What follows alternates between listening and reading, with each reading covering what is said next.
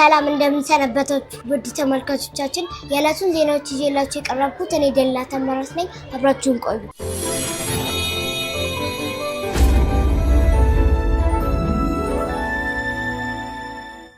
የጨዋታ ቀን አርብ መጋቢት 4 በሰፊው መካሄዱን እና ይህ ፕሮግራም በየወሩ መጨረሻ ምንጊዜም እንደሚካሄድ የቅድመ መደበኛ ርዕሰ መምህርት አስታውቀዋል።